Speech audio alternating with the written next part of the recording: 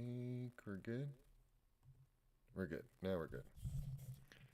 Make sure that's good back there. Again, I have this static off these headphones. I need to get rid of these headphones. But thanks for joining me for lunch, everybody.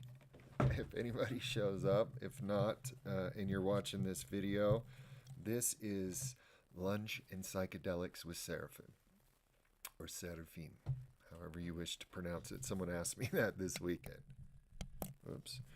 They were like, how do you pronounce your name? And I said, well, for Americans that I meet, especially ones like Midwest South, it's like Seraphim, Seraphim, or just Seraphim. From the Russian traditional pronunciation, it's Seraphim, not with an N, Seraphim, Seraphim. No, I do not think I'm an angel. I am named after Saint Seraphim of Sarov. Check him out. Actually, he's right there. That's Saint Seraphim of Sarov. And then that should be Saint Seraphim of Platina, California. Both amazing souls. Both had amazing testimonies of healing and beauty. And let me see here. Let me get my chat box up in case anybody wants to talk to me.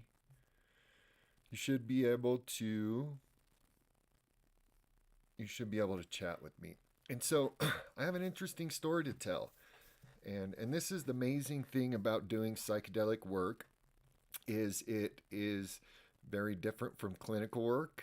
It is very different than the Western model of healing and understanding of illness and understanding of how we get better and what the root of that ailment is. You know, I had a conversation just on my LinkedIn, a little chat back and forth with somebody because of something I posted about the DSM. And let me tell you, if you have trained in a graduate level at and studied the DSM at all, let me tell you something about the DSM. Now, if you don't know what the DSM is, it's the diagnostic Bible that all the therapists use. It has all the coding and stuff for, how they say what's wrong with you so they can bill insurance. But I encourage you to look at the history of how the DSM was formed.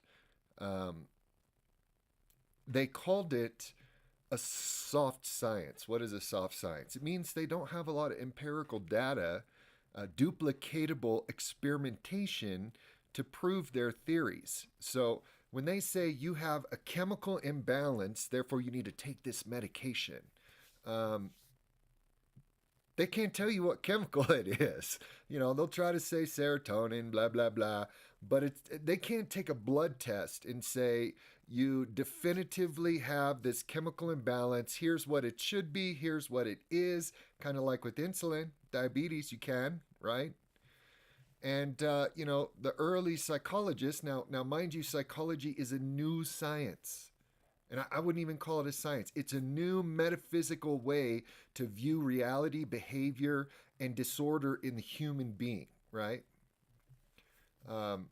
Really wasn't around till Sigmund Freud and some of them. I mean, you got William James and you got some older people that were exploring the behaviors of humanity. But even if you study the history of that, I mean, they used to chain people to floors, drill holes in people's heads. The history of psychiatry and how they treat sick people is not the best. And I don't want to demonize psychiatrists. I think that what's interesting about these sciences is you're seeing this merger of people who are really understanding behavior, development, growth, depression, and at least how to mitigate some of that, right? But there's still a lot we need to learn. And when it comes to psychedelics, I said a phrase that made people mad. I said, I believe a lot of mental disorders are spiritual disorders. And this person was like, well, how do you get a second opinion on that? How do you diagnose that? And I was like, well, one, you get out of the Western model of understanding of the human person. There's great things about, the logical, scientific method, foundation of Western medicine, but we all know it falls short. Okay? Just a minute here. Got planes flying over my house. Anyways, we all know it falls short. And we know, at least in the psychiatric community, it's been falling short for a very long time. The one common pattern among addiction therapy that I know as addiction therapist, well, I'm not an addiction therapist. I'm gonna put that aside. I am a Christian therapist. I don't even necessarily work with addiction solely anymore, but is that the failure rate is common across the board, and that's with every mental, you know, distress, mental ailment. You look at eating disorders, you look at bipolar disorder, the rates of success in treatment are slim to none. And yet we still pay for these things. We still think these things are because it's the only model we have, right? So when I said it's a spiritual disorder, what I mean is that we are spiritual beings, and if you don't accept that, that's fine. You know, utilize the methodology that works for your healing, and I hope you get better. I hope the people that you're working with get better. But like I told this individual, just a second,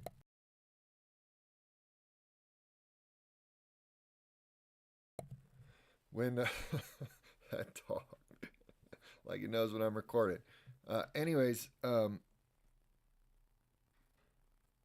when you look at psychedelics, and I told them, go on a 5 gram psychedelic journey, or if you go on an ayahuasca journey, or Ibogaine, or any of these, ketamine even, it's you're going to start seeing what I mean by a spiritual disorder.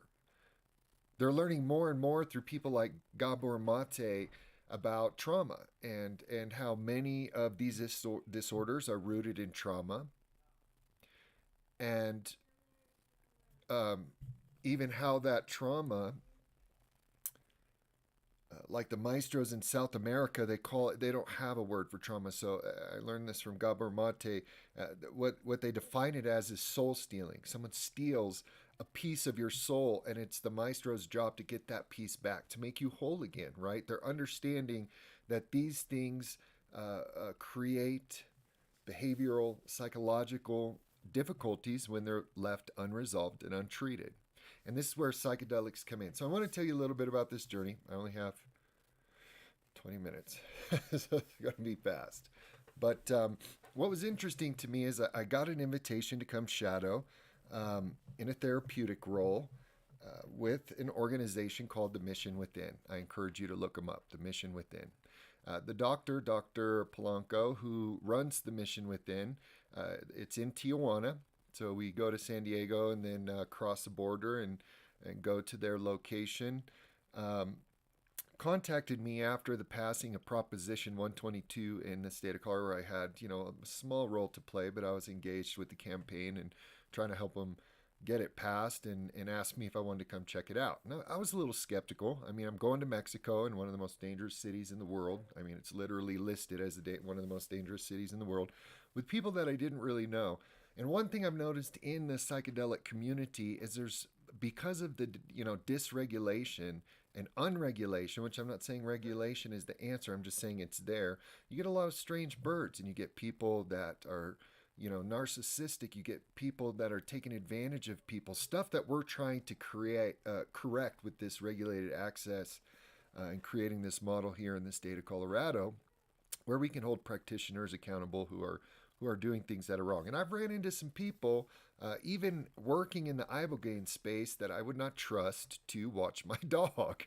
And these people are working with medicine that can be potentially life changing and definitely harmful if not approached in a safe manner. And so I prayed about it and went back and forth, and just the reputation of this organization and what I was hearing. They work a lot in with special operations community, the SEAL foundations that help pay for this, and and it was that way with us this weekend. A lot of the guys that were there were special forces, ex-special forces of some sort, or law enforcement or some other service where they had a lengthy term of that service and definitely had some things they were trying to work through. And so I agreed to do it. But as I was getting on the plane, I was getting ready to get on the plane, it really struck me that I had not been to San Diego since I left way back in 94, 95, might have been 95. I didn't double check the dates before I got on. But when I left SEAL training, so I got accepted into SEAL training when I was in the Navy, and I was in Bud's class 201, and I failed. I didn't make the teams, but that failure, because of my background, because I came out of foster care, because I came out of a really hard childhood of a kid that had this opportunity to do something that he thought would make him valuable to the world, that he thought would give him worth. It was just another tremendous failure of my life where I thought that I would never make anything of myself, that everybody was right and I was worthless. And it began this spiral both in my military career and in my life that I really didn't get over for a very, very long time, and then operated in undiagnosed PTSD for over a decade. And, um, and it just really struck me deep in my core that through this medicine work, and this is where Western medicine doesn't fit, um, there seems to be this symbiotic healing between those who are seeking healing for themselves and those who are working in the medicine space. You never come away with just this clinical, I'm not affected view, this professional distancing that you see with doctors and psychologists and whatever. There's always like a double journey going on, and this is what I've been seeing. And it's hard for Western practitioners to grab hold of this, you know what I mean? And many other things about it, because you think about transference and countertransference and all that stuff. There's this attempt to not impact your clients or have them impact you, which is this constant dance in the Western model. And that's not going to happen if you're working with psychedelics. I can promise you that now. You're going to encounter things that are going to be so powerful and so amazing, it's going to have a transformative effect on your life, period, right? Even if you don't do the medicine, because I didn't participate in any of the medicine this weekend. I was clearly there to be therapeutic support, and still, it was amazingly impactful. So I'm flying back, and I'm like, wow, what's going on with this, right? Because this is still kind of a deep scar in my heart about that failure in my life many, many decades ago. And so I began to process that place, process that time, and, had a lot of fear because, again, I didn't really know these people. I just knew their reputations, and I felt like I was taking a very large gamble. I mean, Ibogaine can be a dangerous medicine if it's not utilized properly, which I can say the mission within, everything they do is top tier. Everything they do is safety for the client. And again, I'm going to recommend this group to anybody that is looking for Ibogaine or 5-MeoDmt, otherwise known as BUFO. I'm going to call it BUFO. Type of therapy for whatever it is they're looking for, PTSD or trauma or whatever, addiction. These guys, I would not recommend anybody else. So, we meet up, we go across the border together, and, I'm meeting all these guys, and they're coming in, and they're just looking hard. They're looking nervous. They're looking angry. They're looking, they all have, some level of serious struggle in their life. I mean, you could feel that energy. And part of the, the, the service that's provided is you go into the Ibogaine experience fairly quickly off the first day. So it's pretty much meet up, go to Mexico, get some labs done, get some drug testing done to make sure nobody's taking some kind of drug that can have a contraindication with the Ibogaine, and then it's journey time, right? But we got a chance to just sit down first and introduce ourselves and do some grounding exercises and some therapeutic exercises just to build up some trust, because these guys are taking a trust as well. They're going in there with practitioners they don't know in a place they don't know. And the one thing this showed me about this experience in the psychedelic space is how important the container is. And when I say container, I'd say look up the term, but it's really how the whole progress of the psychedelic journey is going to be conducted, from the pre-preparation to the preparation to the pre-integration to the post-integration. That's the container, right? To the people involved, because even the people involved matter in that container when you're doing a group setting. And I noticed how important it is to, and you won't see this like when my clients in just counseling, I don't sit and do a grounding ceremony. We don't burn any incense or have any candles.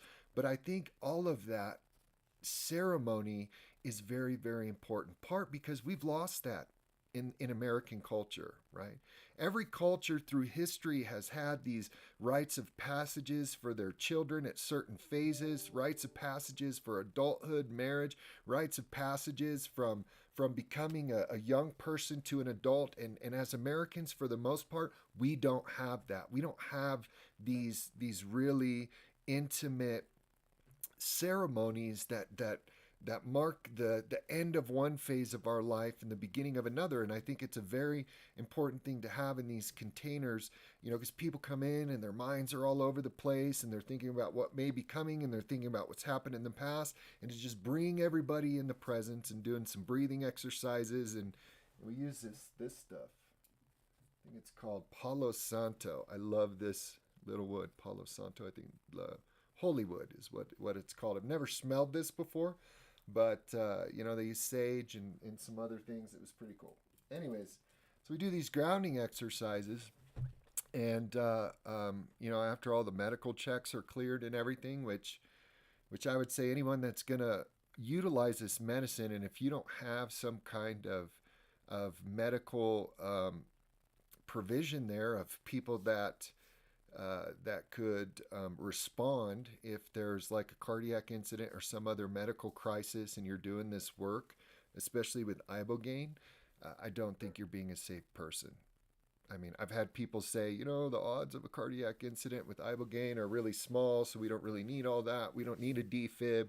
We don't need to do these medical checkups. And I'm telling you now, if you're doing that, you are negligent and you're going to kill somebody, and you shouldn't be. But people are going to do what they're going to do, and but the mission within, they do it right. And I can't go through the whole weekend because I don't have a lot of time. But going into that place where I already had this meditation of some things, this full circle that this medicine work was taking me, this full circle of healing, like to bring me back to that place that was one of the biggest wounds in my life, biggest failures at that time in my thinking. Not saying it was, because it wasn't, but it was real heavy in my being. And then to come and serve these men and the ladies that were there, and to see what their lives have been and how they've been impacted by being special operators, and just even the information about how many in the Spec Ops community are hurting, are struggling with mental health and substance issues, have committed suicide. It's astronomical. I asked a few of the guys, I said, out of all the SEALs that that that are done now, retired now, how many of them do you think struggle, are really not doing well in their life and their being? And one guy I was talking to, he said, well, it's kind of hard to tell because we're really good at hiding it. I said, yeah, but man, these are your brothers, And I said, how many? He said, all of them. I was like, all of them? And I said, that's an astounding problem. And he said, yes, it is an astounding problem. And it's one that a lot of people are not talking about or not even aware of. I mean, if you look at how many kids are getting sucked into the idea that this, through games like Call of Duty and all of this stuff that we know the Department of Defense works with to kind of condition kids that this is so cool, not understanding what kind of brokenness the work these men are required to do in a country that has gone insane, in a world that has gone insane, which is why this medicine is very powerful. Because what I saw happen after the first day, one person ended up doing a mushroom ceremony, not Ibogaine, for various reasons. But every single one of them that went through the experience the next day were a completely different people. They had smiles on their faces. I sat and talked to each one of them multiple times as they were journaling and what's happening. And this was only day 2, you know what I mean? Because it's a very long process, the Ibogaine. It goes through the night, and they have medical professionals observe, so on and so forth. While these guys are going through their experience. Now, I had one guy, I wish I could tell the whole story, but I don't want to disclose too much because I don't want to jeopardize anybody identifying who I'm talking about, which I think the odds are very slim, but you never know.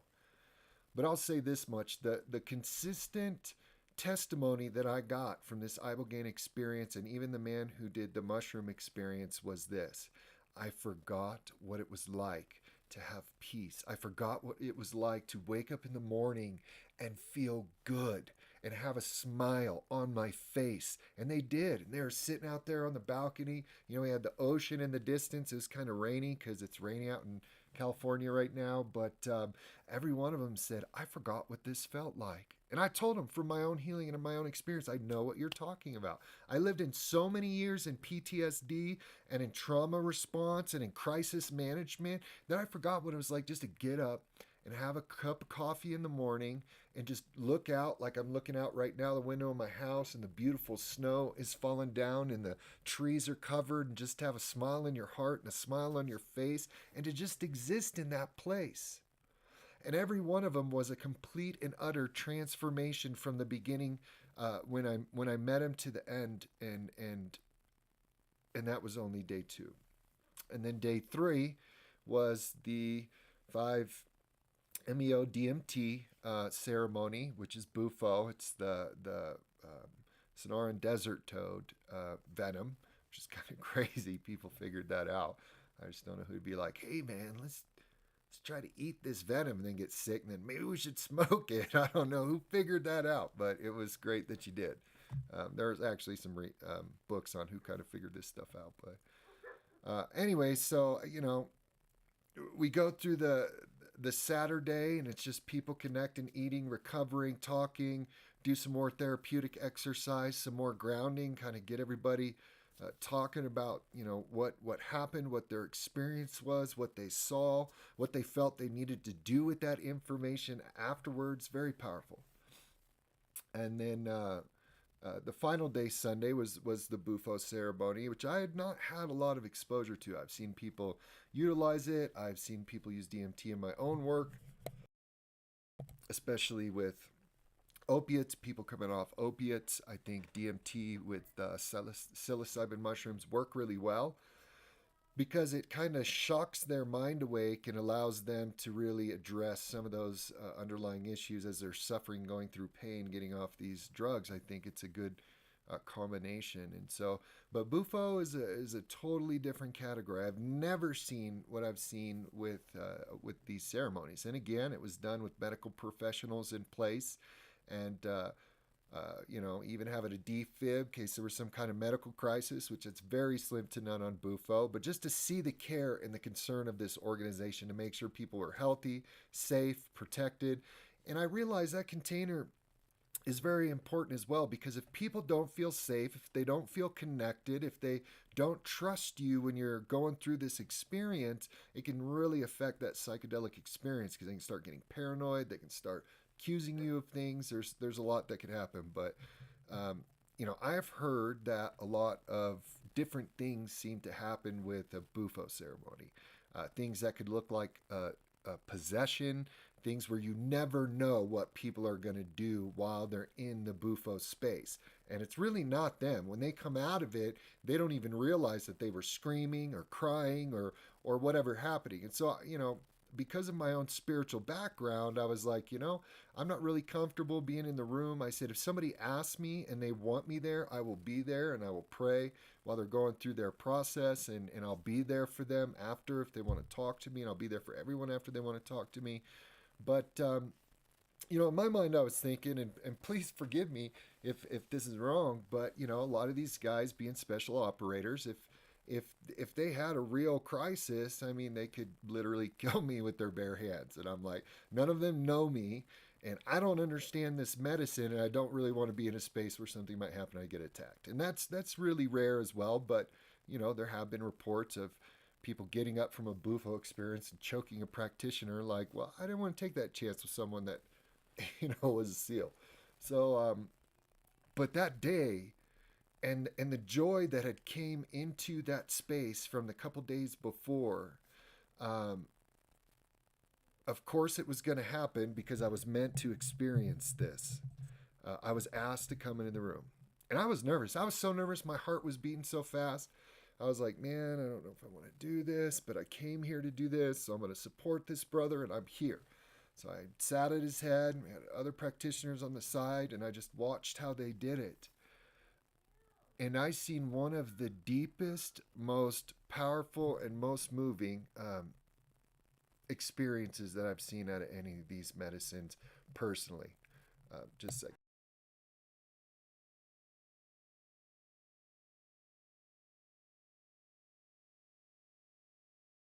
sorry about that. I have to yell at the dog.